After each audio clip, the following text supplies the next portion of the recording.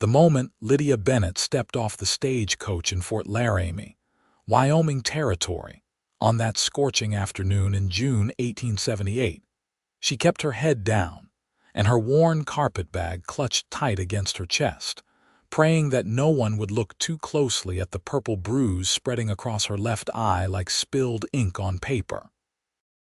The dust from the coach wheels still hung in the air, coating everything with a fine layer of grit that stuck to her perspiring skin. She had been traveling for nearly 3 weeks, each mile putting distance between herself and the man who had given her this mark. The man who called himself her fiancé. The man she had fled from in the dead of night with nothing but the clothes on her back and the last of her mother's jewelry sewn into the hem of her dress. Fort Laramie was smaller than she had imagined, a collection of rough wooden buildings clustered around the old army post. The streets were packed earth, rutted from wagon wheels and hoofprints. Horses tied to hitching posts flicked their tails against the ever-present flies. Men in dusty clothes moved about their business, casting curious glances her way before returning to their affairs. Lydia touched the brim of her bonnet, pulling it lower over her face. She had responded to the advertisement for a mail-order bride 3 months ago, back when she still believed Edmund Hargrove loved her, back when she thought she had a future in Philadelphia. But Edmund's love had proven to be possession, and his kindness had curdled into cruelty the moment she had tried to call off their engagement. The letters from Dalton Zimmerman had been simple, honest, and direct. He was a rancher outside Fort Laramie, 32 years old, never married, looking for a wife to share his life. He did not make grand promises or flowery declarations. He wrote about his cattle, his land, the mountains he could see from his porch. He wrote about loneliness in a way that made her chest ache with recognition. She had written back using a friend's address, careful to keep Edmund from finding out. When things had turned violent 2 weeks ago, when Edmund had struck her for refusing his advances and locked her in his parlor, threatening to ruin her reputation if she did not marry him immediately, she had known she had to run. Her friend had helped her escape through a window, and Lydia had used every penny she had to buy a ticket west. She had sent one final telegram to Dalton Zimmerman from Cheyenne, telling him she would arrive today. She had not mentioned the black eye. She had not mentioned Edmund. She had simply said she was coming, and she hoped his offer still stood. Now, standing in the dusty street with the afternoon sun beating down on her shoulders, she wondered if she had made a terrible mistake. What if Dalton took one look at her and sent her away? What if he demanded answers she could not give? What if Edmund had somehow followed her? A shadow fell across her, and she looked up sharply, her heart hammering. The man standing before her was tall, well over 6 feet, with broad shoulders that strained against his faded blue shirt.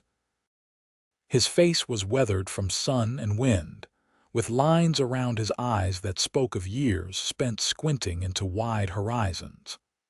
Dark hair curled slightly beneath his worn hat, and his eyes were the color of sage in morning light. He held his hat respectfully in his hands, his expression cautious but kind. "Miss Bennett." His voice was low, a rumble like distant thunder. "Yes," she managed, her throat dry from dust and fear. "Mr. Zimmerman." "Dalton," he said. "Just Dalton is fine." His gaze flicked to her face, and she saw the exact moment he noticed the bruise. His jaw tightened, and something dangerous flickered in those sage-colored eyes before he carefully schooled his expression back to neutrality. "You had a long journey." It was not a question, but she nodded anyway. They stood there in awkward silence for a moment, the sounds of the town swirling around them. A blacksmith's hammer rang against an anvil somewhere nearby. A dog barked. Women's voices drifted from the general store. "My wagon's just over here," Dalton said finally, gesturing down the street. "We can head out to the ranch whenever you're ready, unless you need to rest first. There's a boarding house if you want to freshen up." "No," Lydia said quickly. Too quickly. She saw his eyes narrow slightly, taking in her nervousness. "I mean, I would like to see the ranch if that is all right. I have been sitting for weeks. I would rather keep moving." He studied her for a long moment, and she had the unsettling feeling that those sage eyes could see right through her carefully constructed composure. But he simply nodded and picked up her carpet bag with one hand, the muscles in his forearms shifting beneath tanned skin. "The ranch it is then," he said. The wagon was nothing fancy, just a simple buckboard with a bench seat and a team of 2 sturdy horses hitched to it. Dalton helped her up with surprising gentleness, his calloused hand warm and solid against hers. He swung up beside her with the easy grace of a man comfortable in his own skin, and clicked his tongue to the horses. They moved forward with a jolt that made Lydia grab the edge of the seat. They rode in silence through the town and out onto the open prairie. The land stretched out in every direction, golden grass rippling in the wind like water. In the distance, the Laramie Mountains rose blue and hazy against the endless sky. Lydia had never seen so much space in her life. Philadelphia had been all narrow streets and tall buildings pressing in from every side. Here, the world seemed to have no boundaries. "It's beautiful," she said quietly, and meant it. Dalton glanced at her, surprise flickering across his face. "Most women from back east think it's desolate." "Most women from back east have not been where I have been," Lydia said, then immediately regretted the words. She did not want to invite questions. But Dalton simply nodded and turned his attention back to the horses. They rode on in silence for another few minutes before he spoke again, his voice careful. "That bruise on your face, it's recent." Lydia's hand flew to her cheek before she could stop herself. "I fell," she said, the lie tasting bitter on her tongue. "Did you fall or were you pushed?" She turned to stare at him, her breath catching. His eyes were still on the horizon, but his jaw was set in a hard line. "It does not matter," she said quietly. "I left. It matters to me." The words were simple, but they hit her like a physical blow. She had expected judgment, suspicion, perhaps even rejection. She had not expected this quiet anger on her behalf, this protective edge in his voice. "A man I was engaged to," she said finally, the words dragging themselves out of her throat. "He did not want me to leave. I left anyway." "Good," Dalton said. Then, after a pause, "He follow you?" "I do not know. I hope not.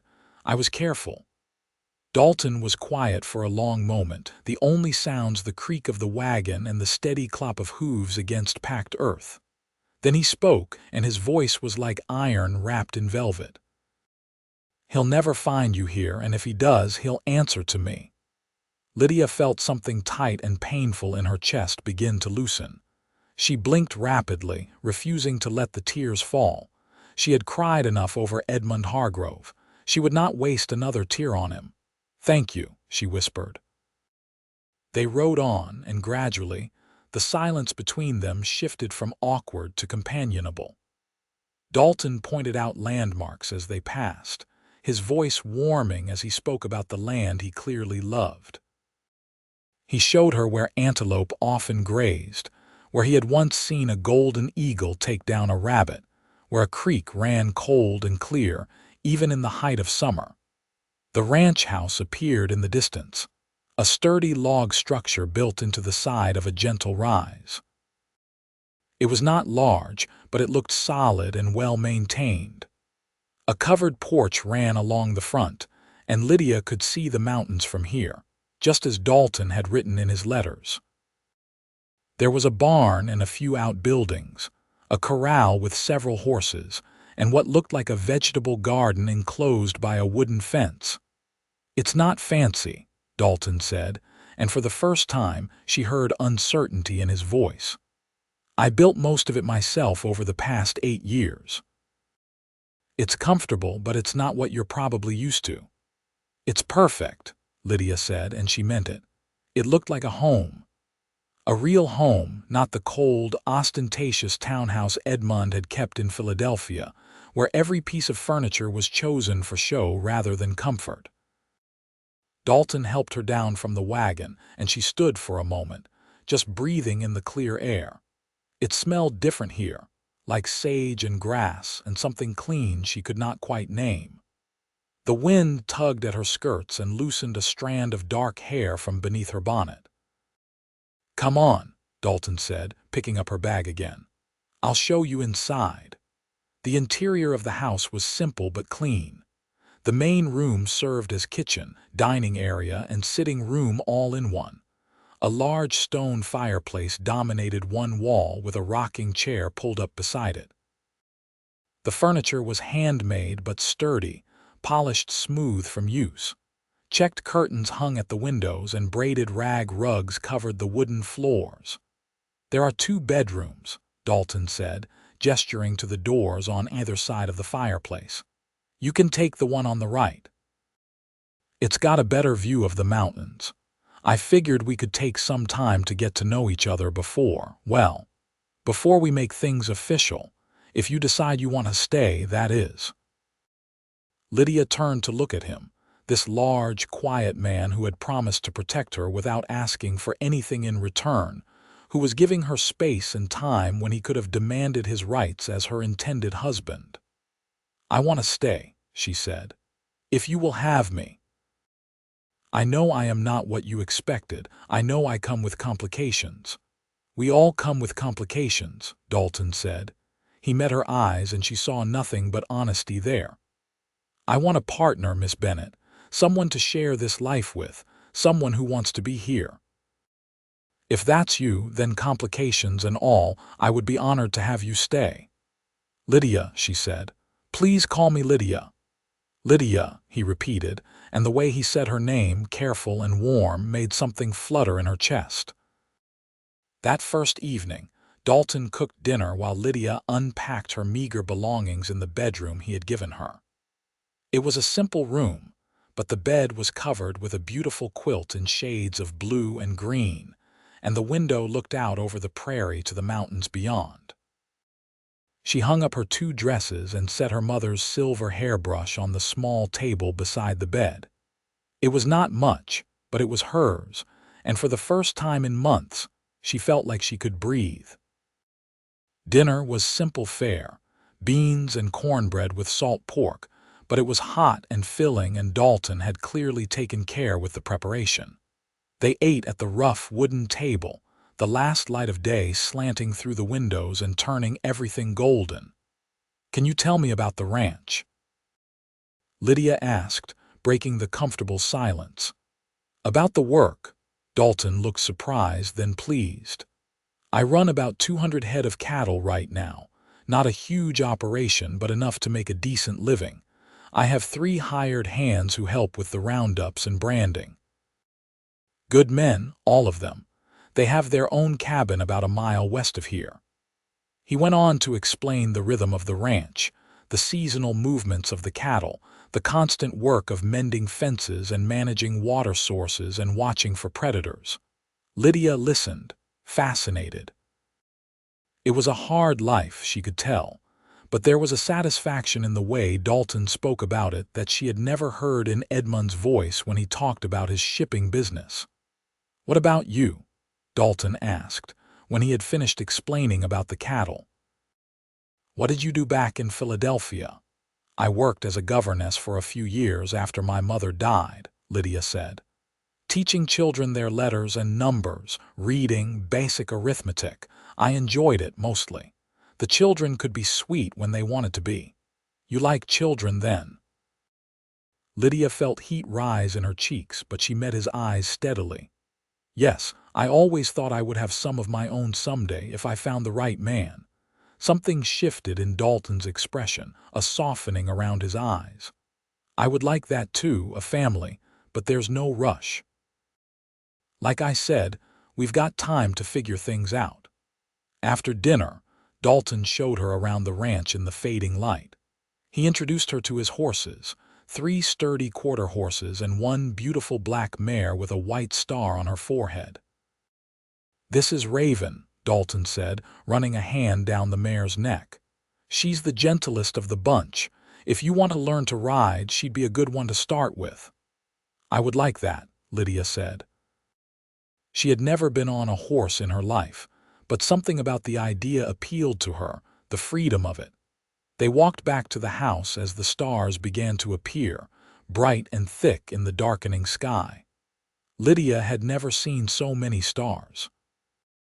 In Philadelphia, the lights of the city washed them out, but here they blazed in their multitudes, a river of light flowing across the heavens. "I cannot believe how many there are," she breathed. Dalton stood beside her, his head tilted back to look at the sky. "I never get tired of it. No matter how many times I see it, it still takes my breath away."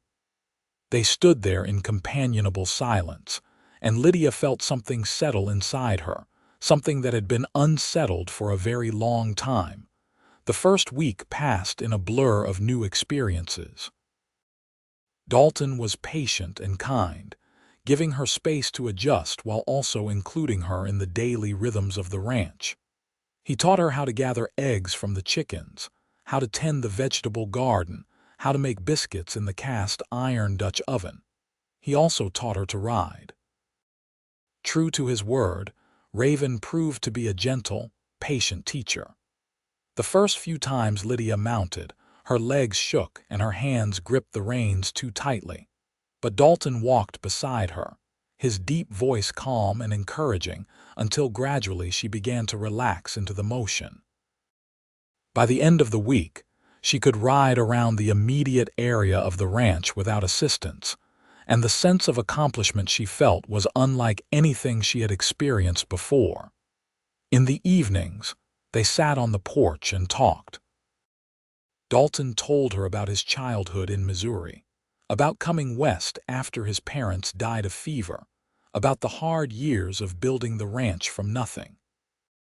Lydia told him about her life in Philadelphia, about her mother's death, about the loneliness of being a woman alone in the world with no family and no fortune. She did not tell him everything about Edmund. Not yet. The words stuck in her throat every time she tried. But she told him enough that he understood why she had run, and he never pushed for more than she was ready to give. The hired hands came by one day to be introduced. There was Henry, a weathered man in his 50s with kind eyes and a quick smile.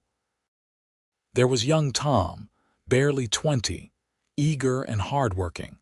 And there was Charlie, somewhere in between, quiet but solid. They all tipped their hats respectfully to Lydia and welcomed her with genuine warmth. "It'll be good for the boss to have some company," Henry said with a grin. "He's been alone out here too long." Lydia saw the tips of Dalton's ears turn red, and she had to hide a smile. As the days turned into weeks, Lydia felt herself beginning to heal. The bruise on her face faded from purple to green to yellow and finally disappeared altogether. The tension she had carried in her shoulders began to ease. She slept through the night without nightmares of Edmund breaking down the door, and slowly, carefully, she began to fall in love. It was not a sudden thing, not a lightning strike of passion. It was quieter than that, gentler. It was in the way Dalton always made sure she had the best piece of meat at dinner. It was in how he fixed the loose hinge on her bedroom door without being asked. It was in the way he looked at her sometimes when he thought she was not watching, his sage eyes soft with something that made her heart skip. It was in the way he made her laugh with his dry observations about the chickens' personalities, each one named and distinct in his mind. It was in how he brought her wildflowers from the prairie, presenting them awkwardly but with obvious pleasure when she exclaimed over their beauty.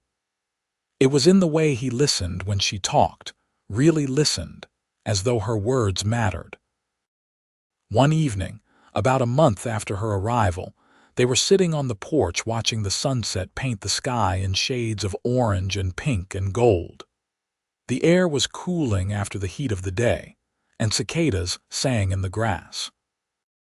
"Lydia," Dalton said quietly, and something in his voice made her turn to look at him. "I know we said we would take our time, and I meant that, but I need you to know that I'm certain now about you, about us. Whenever you're ready, I would be honored to make you my wife for real." Lydia's breath caught. She looked at this man, this good, kind, patient man who had given her safety and space and slowly, without her quite realizing it, had also given her his heart. "I'm ready," she whispered. "I'm certain too." The smile that broke across Dalton's face was like sunrise, and when he reached for her hand, she gave it willingly. His fingers were rough with calluses, warm and strong, and they fit around hers as though they had been made for that purpose. "Tomorrow," he said. "We could go into town tomorrow. The circuit preacher should be through Fort Laramie this week. We could make it official." "Yes," Lydia said, and her voice was steady and sure. "Yes, I would like that." They sat there holding hands as the stars came out, and Lydia felt something bloom in her chest, warm and bright and real.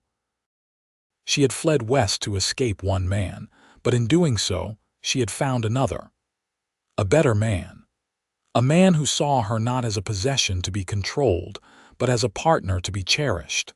That night, Lydia lay in her bed and listened to the sounds of the prairie through her open window. An owl called somewhere in the distance. The wind rustled through the grass, and from the other side of the wall, she could hear the faint sounds of Dalton moving around his own room, getting ready for bed. Soon, she thought. Soon they would share that bed, share a life together in truth and not just in name. The thought sent a flutter of nervousness through her, but underneath it was anticipation, a quiet certainty that this was right. She fell asleep smiling. The next morning dawned clear and bright. Lydia dressed with care in her best dress, a simple blue calico that brought out the color of her eyes. She brushed her dark hair until it shone and pinned it up carefully. When she emerged from her room, Dalton was waiting in the main room, dressed in clothes she had never seen him wear before, obviously kept for special occasions. He had shaved and slicked back his hair, and he looked so handsome that her breath caught. "You look beautiful," he said, and the open admiration in his voice made her blush. "You look very handsome yourself," she replied. They rode into Fort Laramie in the wagon, sitting close together on the bench seat. Dalton's hired hands had agreed to watch the ranch for the day, and they had made good-natured jokes about the wedding that had made both Dalton and Lydia laugh, despite their nervousness. The town was busier than it had been when Lydia first arrived. It was a Saturday, and people had come in from the surrounding ranches and homesteads to trade and socialize. Dalton drove the wagon straight to the small white church at the end of the main street. The preacher was indeed in town, a thin man with wire-rimmed spectacles and a kind face. His name was Reverend Thomas, and he seemed pleased to perform the ceremony. "You have witnesses?" he asked. "I'll find some," Dalton said, and stepped outside. He returned a few minutes later with an older couple Lydia had never met. "This is Mr. and Mrs. Patterson," Dalton said. "They run the general store. They've agreed to stand as witnesses." Mrs. Patterson, a plump woman with gray hair and a warm smile, immediately came over to Lydia and took her hands. "What a lovely bride," she said. "Oh, my dear, this is such a happy day." The ceremony itself was simple and brief. Lydia and Dalton stood before Reverend Thomas in the small church, with its rough wooden pews and simple cross on the wall. Sunlight streamed through the windows, turning the dust motes into dancing specks of gold. Reverend Thomas spoke about love and commitment, about partnership and faith. Lydia barely heard the words. She was too focused on Dalton, on the way he looked at her as though she was the only thing in the world that mattered. When it came time for the vows, Dalton's voice was steady and sure. I, Dalton Zimmerman, take you, Lydia Bennett, to be my lawfully wedded wife. I promise to honor you, protect you, and cherish you for as long as we both shall live. Lydia's voice shook slightly, but she got the words out. I, Lydia Bennett, take you, Dalton Zimmerman, to be my lawfully wedded husband. I promise to honor you, support you, and love you for as long as we both shall live. Do you have a ring? Reverend Thomas asked. Dalton reached into his pocket and pulled out a simple gold band. It was plain and unadorned, but it caught the light beautifully. It was my mother's, he said quietly, sliding it onto Lydia's finger. It fit perfectly, as though it had been waiting for her all along. By the power vested in me by the territory of Wyoming, I now pronounce you man and wife, Reverend Thomas said with a smile. You may kiss your bride. Dalton's hands were gentle as he cupped Lydia's face, his thumbs brushing across her cheekbones. He bent down slowly, giving her time to pull away if she wanted, but she did not want to.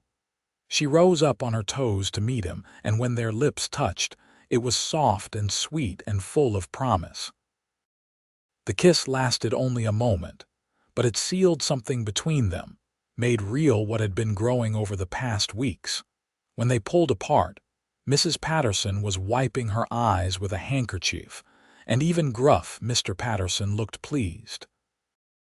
They signed the marriage certificate, and Reverend Thomas handed them a copy with congratulations.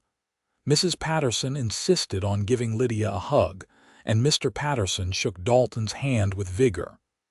You come by the store before you head home, Mrs. Patterson said. I have something for you. They walked out of the church into the bright sunshine as husband and wife, and Lydia felt as though she was floating. Dalton kept her hand tucked into the crook of his elbow as they walked down the street to the general store. True to her word, Mrs. Patterson had a gift for them, a beautiful quilt she had made herself in a pattern of interlocking rings. For your marriage bed, she said with a smile. May it keep you warm for many years to come. Lydia thanked her profusely, touched by the kindness of this woman who barely knew her. They bought a few supplies while they were there, and then Dalton surprised Lydia by taking her to the small restaurant next to the hotel. I thought we could have a proper wedding meal, he said. If you want. I would love that, Lydia said.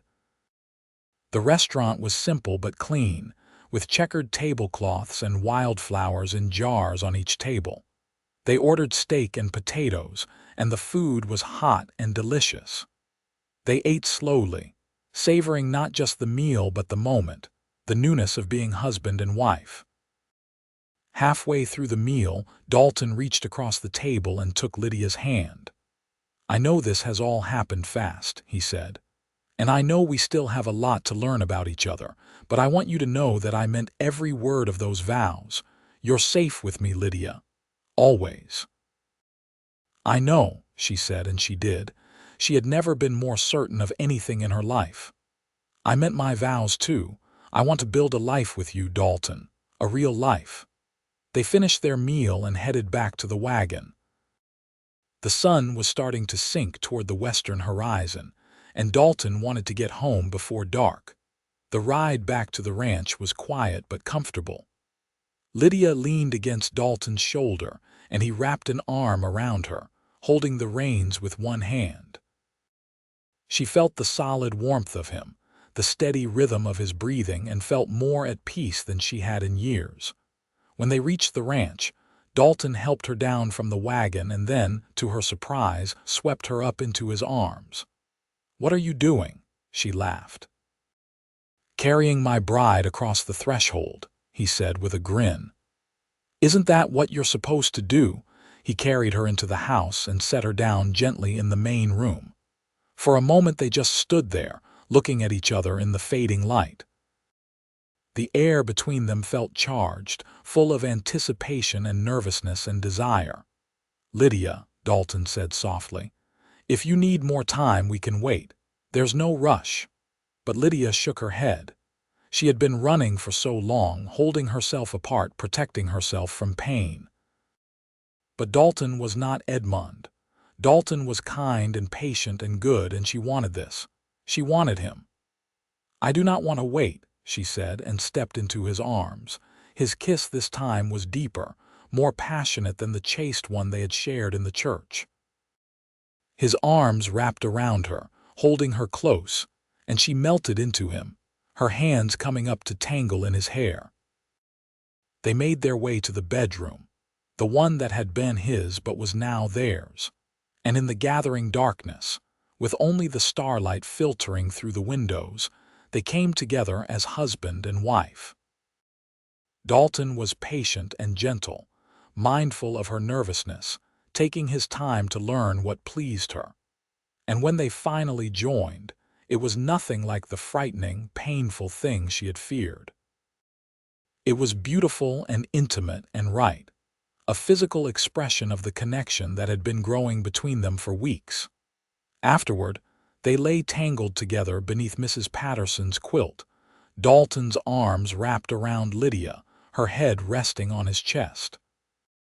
She could hear the steady beat of his heart beneath her ear, feel the rise and fall of his breathing. "Are you all right?" he asked softly, his fingers tracing lazy patterns on her shoulder. "I am more than all right," she said, and it was true. "I am happy." She felt him smile against her hair. "Good, I want to make you happy, Lydia, every day for the rest of our lives." "You already do," she whispered. They fell asleep like that, wrapped in each other's arms, and Lydia's last thought before sleep claimed her was that she was home. Finally, truly home. The weeks that followed were some of the happiest of Lydia's life.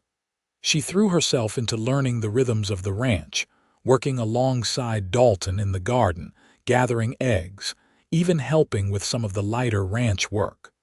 Her hands, once soft from city life, grew calloused but strong. Dalton proved to be everything she could have hoped for in a husband. He was patient with her learning process, encouraging without being condescending. He made her laugh with his dry wit, and listened with genuine interest when she talked about her ideas for expanding the garden or her memories of teaching children. At night, they came together with increasing passion and comfort, learning each other's bodies and hearts with equal dedication. Lydia discovered that physical intimacy with someone you loved and trusted was a joy she had never imagined, nothing like the fear and revulsion Edmund had inspired. About 2 months into their marriage, on a hot August afternoon, a stranger rode up to the ranch. Lydia was in the garden pulling weeds when she heard the sound of hoofbeats. She straightened, shading her eyes against the sun, and felt her blood turn to ice. The man on the horse was well dressed, his clothes still bearing the marks of city tailoring despite the dust of travel. His face was narrow and sharp, with cold blue eyes that swept across the ranch with obvious disdain. It was not Edmund, but Lydia recognized him nonetheless. It was Edmund's business partner, Marcus Shelby. She dropped the weeds she was holding and ran for the house. Dalton was in the barn, she knew, working on fixing a saddle. She had to get to him before Marcus saw her, but she was too late.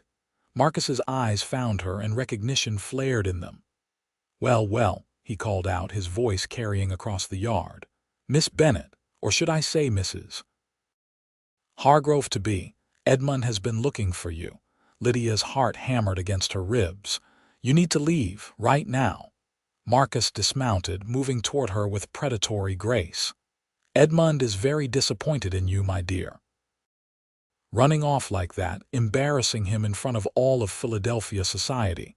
He wants you back, and what Edmund wants, Edmund gets."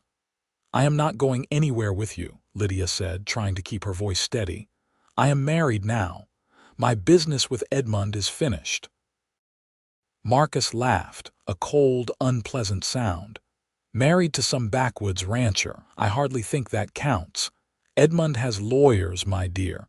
He can prove that you were engaged to him first. He can have this sham marriage annulled. Is there a problem here?" Dalton's voice cut through the tension like a knife. He had emerged from the barn and was walking toward them with deceptive calm. But Lydia could see the tension in his shoulders, the dangerous glint in his sage eyes. Marcus turned to face him, his lip curling. "And you must be the rancher." "How quaint. I am Marcus Shelby, representing the interests of Edmund Hargrove of Philadelphia. This woman is his fiancé, and he wants her returned." "This woman is my wife," Dalton said, his voice like iron. "Legally married in the territory of Wyoming, and she is not going anywhere." "Edmund can make trouble for you," Marcus said. "He has money connections. He can drag you through courts for years, or you could just give her back and save yourself the trouble." "I told you," Dalton said, and there was something in his voice now that made Marcus take a step back. "She is my wife. She stays here, and you need to leave my land. Now." Marcus's face flushed with anger. "Edmund is not going to let this go. He will come for her himself if he has to." "Let him come," Dalton said, "but he is not taking her, and neither are you. Now get on your horse and ride out of here before I throw you off my property." For a moment, Marcus looked like he might argue, but something in Dalton's stance, in the coiled readiness of his posture, must have convinced him otherwise. He mounted his horse with poor grace. "You have not heard the last of this," he said. Then he wheeled his horse around and rode off, kicking up dust in his wake. Lydia stood frozen, watching him go, her whole body shaking. She felt Dalton's arms come around her, warm and solid and safe. "He is gone," Dalton said quietly. "You are safe." "He knows where I am," Lydia whispered. "Edmund knows where I am. He will come for me, Dalton. He will not let this go." "Let him come," Dalton said again, turning her to face him. His hands cupped her face gently, his eyes fierce. "I meant what I said on the day you arrived, Lydia. He will never find you here. You are my wife, and I will protect you with my life if I have to. You understand?" Lydia nodded, tears streaming down her face. "I am so sorry. I brought this trouble to your door." "You brought yourself to my door," Dalton corrected, "and that is all I care about. We will deal with Edmund Hargrove if he comes. Together." That night, Dalton sent Tom into town with a message for the sheriff, explaining the situation and asking to be notified if any strangers matching Edmund's description showed up in Fort Laramie. The sheriff, a man named Bill Crawford who had known Dalton for years, sent word back that he would keep an eye out and make sure everyone in town knew to send word to the ranch if Edmund appeared. The next few weeks were tense. Lydia found herself looking over her shoulder constantly, jumping at unexpected sounds. Dalton took to carrying his rifle with him even when doing routine work around the ranch, and he made sure Henry, Tom, and Charlie were all aware of the situation and armed. But as the days passed and Edmund did not appear, Lydia began to relax slightly. Perhaps Marcus had been bluffing. Perhaps Edmund had decided she was not worth the trouble after all. Then, on a cool September evening, the trouble arrived.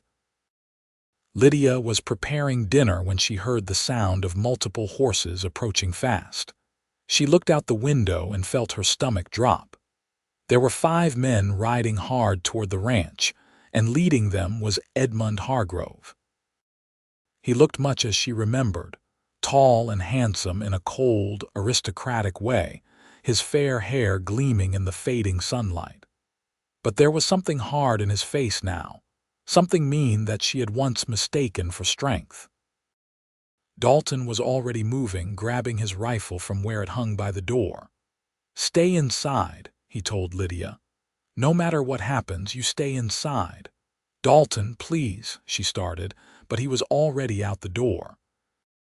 Through the window, she watched as the 5 men reined in their horses in front of the house. Edmund dismounted, flanked by Marcus and 3 other men Lydia did not recognize. They all wore guns and they all looked dangerous. "I am here for my fiancé," Edmund called out. "Send her out and there does not have to be any trouble." She is not your fiancé, Dalton said, his voice carrying clearly in the evening air. She is my wife, and she is not going anywhere. Edmund's face twisted with anger. That marriage is not legal. She was engaged to me first. She is mine. She is not property, Dalton said. She is a person, and she chose to marry me. Now you and your men need to turn around and ride out of here. I am not leaving without her, Edmund said. He took a step forward and Dalton raised his rifle. Another step and I shoot, Dalton said calmly. Edmund stopped, but his face was flushed with rage. You are one man. I have 4 men with me. You cannot possibly think you can win this fight. He is not alone. The new voice came from behind Edmund. He spun around to see Henry, Tom, and Charlie approaching on horseback, all armed. They must have heard the commotion and come running. That is 4 against 5, Edmund said, but there was less certainty in his voice now. 6 against 5, actually. This voice came from the direction of the road. A man on horseback was approaching at a steady pace. As he drew closer, Lydia recognized Sheriff Crawford. He must have been in the area and heard the confrontation. "What is going on here?" the sheriff asked, his hand resting casually on the gun at his hip. "I am here to reclaim my fiancé," Edmund said. "This man has unlawfully married her." "You have proof of this engagement?" Sheriff Crawford asked. "I have my word as a gentleman," Edmund said stiffly. "And I have a marriage certificate signed by Reverend Thomas and witnessed by Mr. and Mrs. Patterson," Dalton said. "Legal and binding in the territory of Wyoming." Sheriff Crawford nodded slowly. "Sounds to me like the lady made her choice, and unless you have some legal document that says otherwise, I suggest you accept that and move on." "She ran away from me," Edmund snarled. "She stole jewelry from my house." Lydia could not stay silent any longer. She opened the door and stepped out onto the porch, ignoring Dalton's sharp intake of breath. "I stole nothing," she said, her voice ringing clear and strong. "The jewelry you speak of was my mother's, which I had every right to take. And I ran away because you struck me and imprisoned me when I tried to break our engagement." Edmund's face went white, then red. "You lying little, watch your tongue," Dalton said, his voice deadly quiet. "Is this true?" Sheriff Crawford asked, looking at Edmund. "Did you strike this woman?" "She was hysterical," Edmund said. "She needed to be calmed down." "So you hit her," the sheriff said flatly. "And then you wonder why she ran. Seems to me she had good reason." "She is mine," Edmund said, and there was something wild in his eyes now, something unhinged.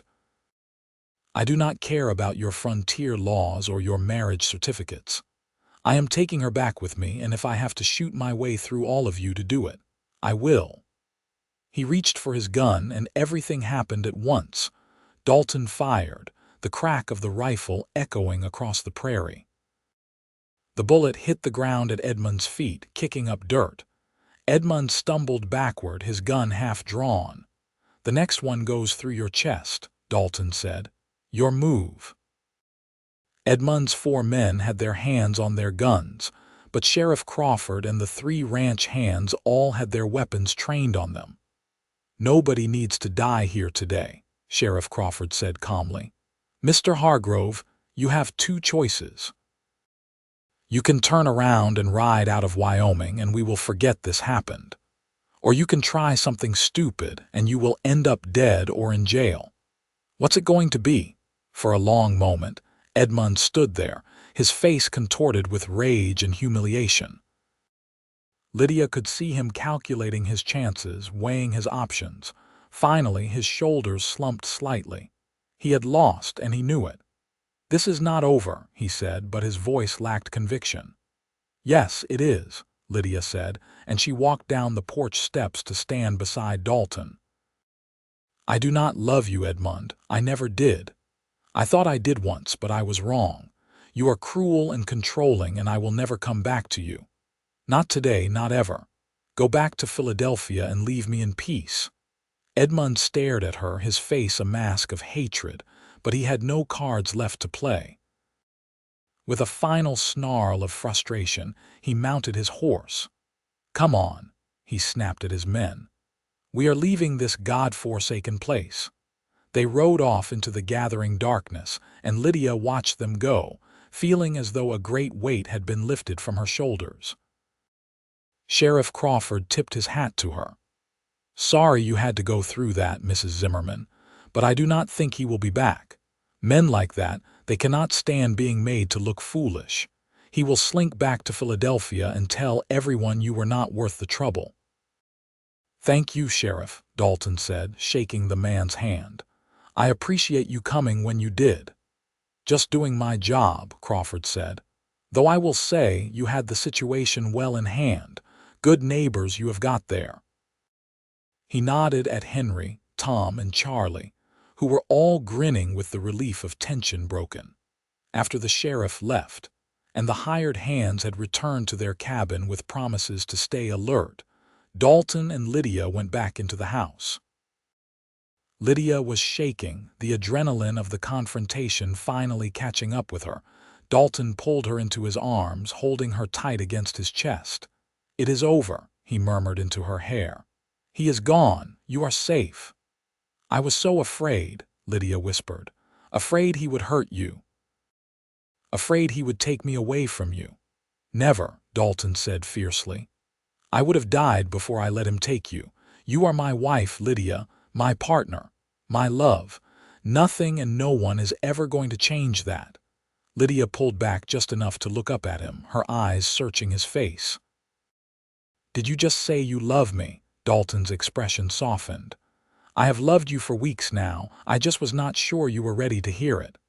"I love you too," Lydia said, and the words felt like freedom. "I have loved you for so long.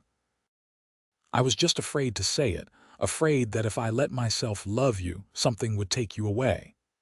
"Nothing is going to take me away," Dalton promised.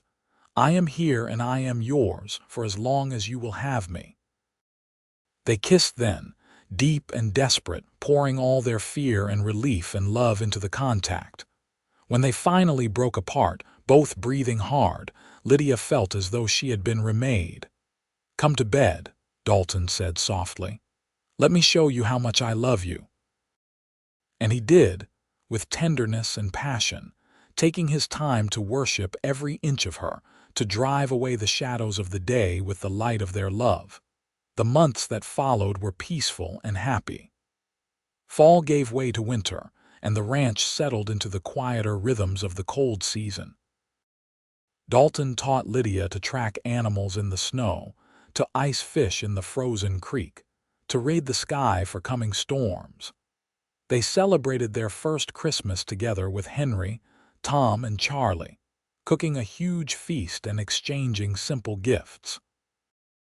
Lydia gave Dalton a new shirt she had sewn herself, painstakingly learning the skill from a book Mrs. Patterson had lent her. Dalton gave Lydia a beautiful leather-bound journal for recording her thoughts and observations of their life together. On Christmas night, as they lay in bed listening to the wind howl outside their warm cabin, Lydia told Dalton she was pregnant. She had suspected for a few weeks, but had wanted to be certain before she said anything. Now, watching the joy and wonder spread across his face, she was glad she had waited for this perfect moment. "A baby," he breathed, his hand coming to rest gently on her still flat stomach. "We are going to have a baby." "Are you happy?" Lydia asked, though she could see the answer in his eyes. "Happy does not even begin to cover it," Dalton said. He kissed her gently, reverently. "You have given me everything, Lydia. A home that feels like a home, a love I never thought I would find, and now a child. I am the luckiest man alive." "I am the lucky one," Lydia said. "You saved me, Dalton." "In every way a person can be saved." "We saved each other," Dalton corrected. "And now we are building something new, something that is ours." The pregnancy progressed smoothly through the winter and into spring. Lydia bloomed with health, her body changing to accommodate the growing life within her. Dalton was attentive and protective, making sure she did not overwork herself, bringing her little treats from town, talking to her belly when he thought she was asleep. In early July of 1879, on a hot afternoon with thunderclouds building on the horizon, Lydia went into labor. Mrs. Patterson came from town to help, experienced in midwifery from delivering half the babies in the county. Dalton paced the main room, driven half mad by the sounds of Lydia's pain and his inability to help her. But when the baby finally came, slippery and squalling into Mrs. Patterson's capable hands, and Dalton was called into the bedroom to meet his child, all the fear and worry evaporated. "It is a boy," Mrs. Patterson said with a broad smile, placing the cleaned and wrapped baby in Lydia's arms. Dalton sank down on the edge of the bed, staring in wonder at the tiny face of his son. The baby had a shock of dark hair and was waving miniature fists in the air, already protesting the indignity of being born.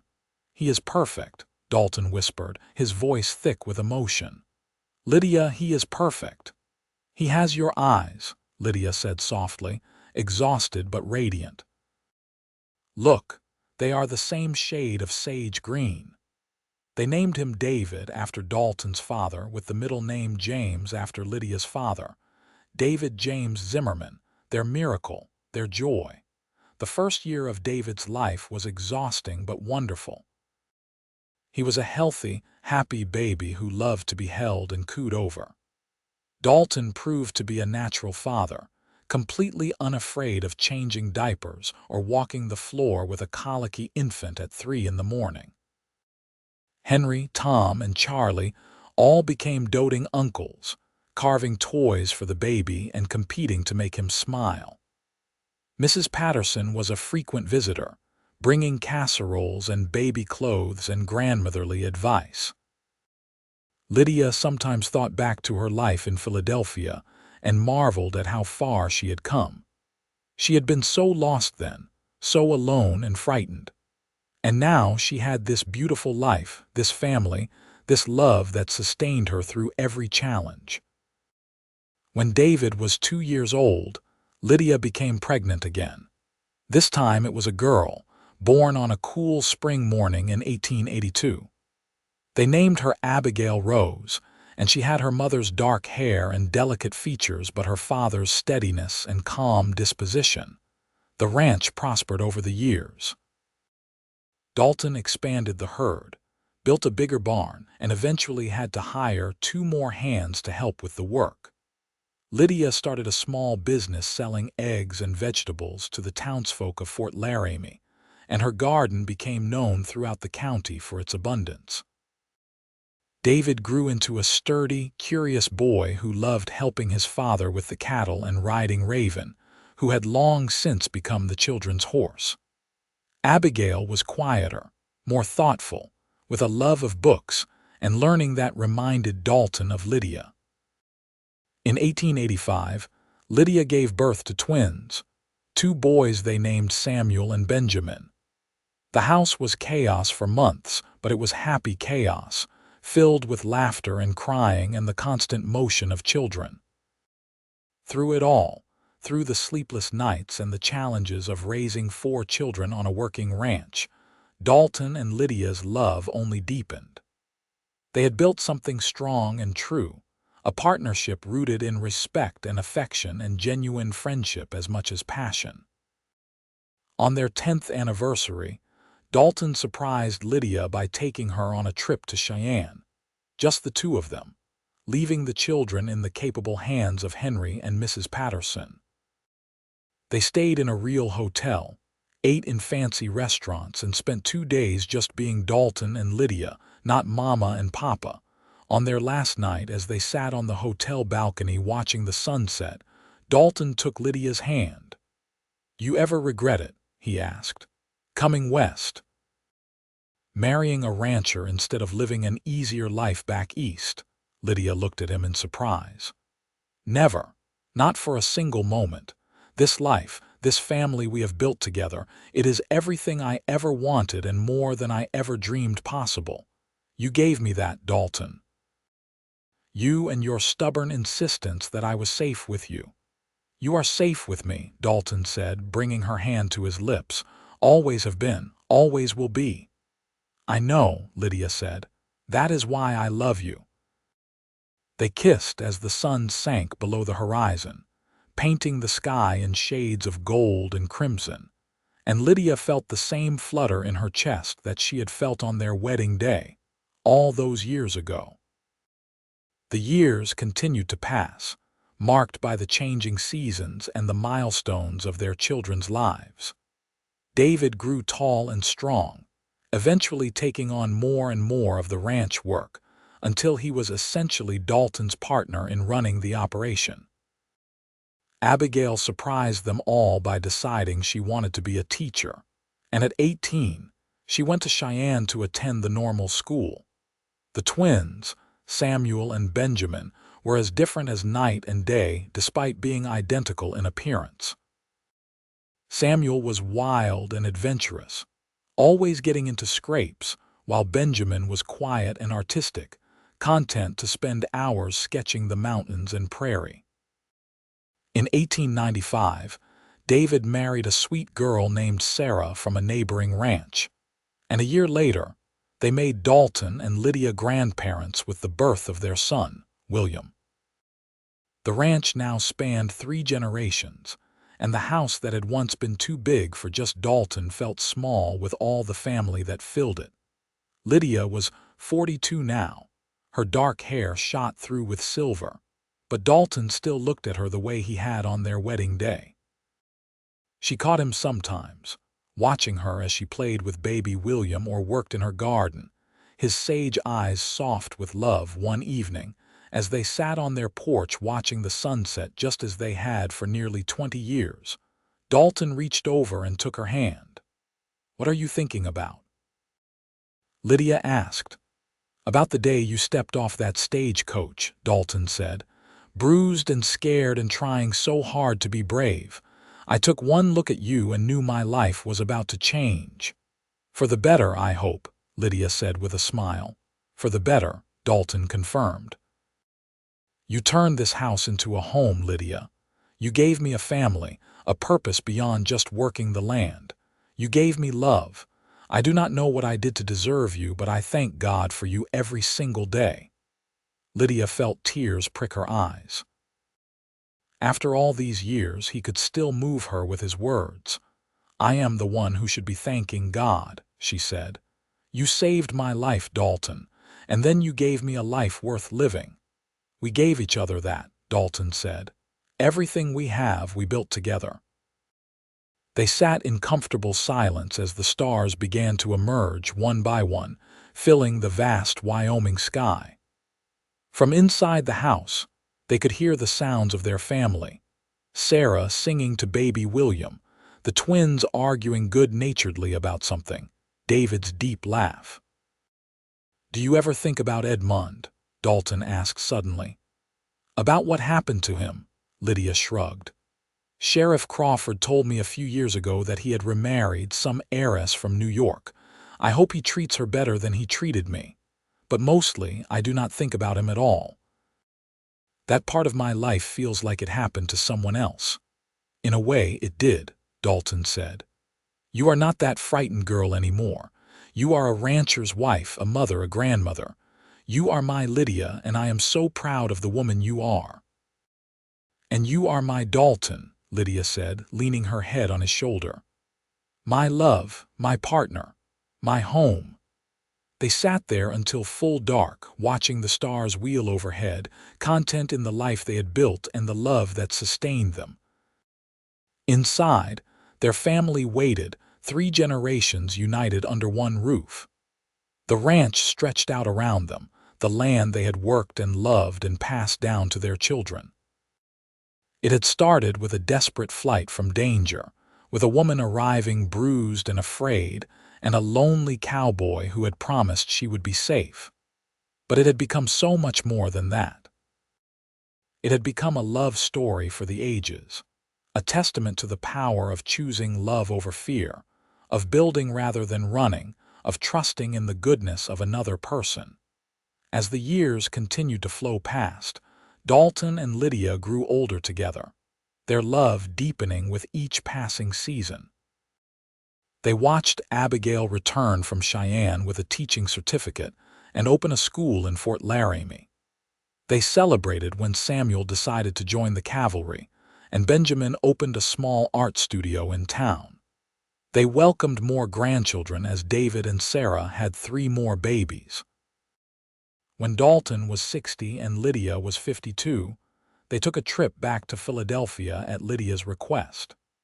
She wanted to see the city one more time, to confront the ghosts of her past from the security of her present. They stayed only 3 days, enough time for Lydia to visit her mother's grave and walk past the house where she had once worked as a governess. She did not try to contact anyone from her old life. She did not need to. She just needed to see it all again, to remind herself of how far she had come. On their last evening in the city, they passed the townhouse where Edmund had once lived. A different family occupied it now, and Lydia felt nothing but a distant pity for the girl she had been, the one who had thought Edmund's attention meant love. Ready to go home? Dalton asked, his arm around her shoulders. More than ready, Lydia said. Wyoming is calling. They took the train west, enjoying the journey now that they were not fleeing anything, just returning to the place they belonged. When they finally arrived back at the ranch, their children and grandchildren were waiting to greet them, and Lydia felt her heart swell with gratitude. This was her life. This was her family. This was everything she had ever wanted and more than she had dared to dream. Dalton lived to be 78 years old, still working the ranch right up until his final year. When he passed peacefully in his sleep one winter night, Lydia held his hand and told him she loved him one last time. He squeezed her fingers weakly and managed to whisper, "You made my life beautiful, Lydia. Thank you." Those were his last words, and Lydia treasured them. She lived another 5 years, watching her grandchildren grow and welcoming several great-grandchildren into the world. She spent her days tending her garden, writing in the journal Dalton had given her so many years ago, and telling stories to the little ones about their grandfather and the love that had built this family. On a warm summer evening in 1918, Lydia passed away surrounded by her children and grandchildren. She was 80 years old, and she died with a smile on her face, her last words a whisper of Dalton's name. They buried her beside Dalton on a hill overlooking the ranch, with a view of the mountains they had both loved.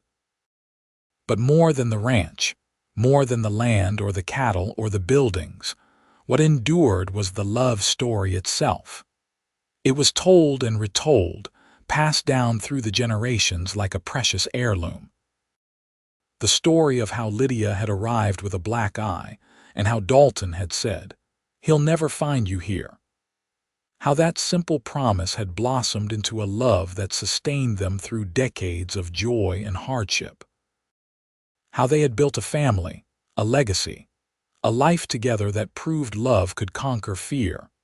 Their great-great-grandchildren still lived on that ranch, still tended the land, still looked out at the mountains from the porch of the house Dalton had built with his own hands. And on quiet evenings, when the sun painted the sky in shades of gold and the stars began to emerge, they sometimes felt the presence of those two souls, Dalton and Lydia, still watching over the land and the family they had created. The mail-order bride who had arrived broken and afraid had found healing and wholeness in the arms of a cowboy who had seen not her bruises but her strength. And together, they had built something that would last long after they were gone, a testament to the transformative power of love freely given and gratefully received.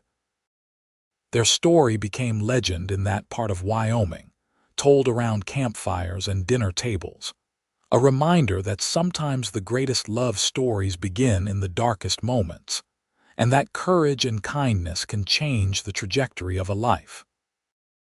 The ranch still stood, generations later, a living monument to two people who had taken a chance on each other and created something beautiful. The garden Lydia had planted still bloomed every spring, tended by her descendants who remembered her love of growing things. The mountains still rose blue and majestic against the endless sky, just as they had when Dalton had first shown them to Lydia, and she had called them perfect. And if you listened carefully on a quiet evening, some said you could still hear echoes of their voices, Dalton's low rumble and Lydia's gentle laugh, carried on the wind that swept across the prairie. The wind that whispered of love and safety, of promises kept and dreams fulfilled, of two souls who had found each other against all odds and built a love that would never die. Their story was complete, their love immortal, their legacy secure in the family that bore their name and carried their values forward into the future. From fear and flight had come love and belonging. From loneliness had come family. From brokenness had come wholeness. It was a story worth telling, worth remembering, worth celebrating. The story of Lydia and Dalton, the mail-order bride and the cowboy who had saved each other, who had loved each other with everything they had, and who had proved that true love, the kind that endures, is built not in a moment but across a lifetime of choices, of showing up, of choosing each other again and again. And they all lived, as the old stories say, happily ever after.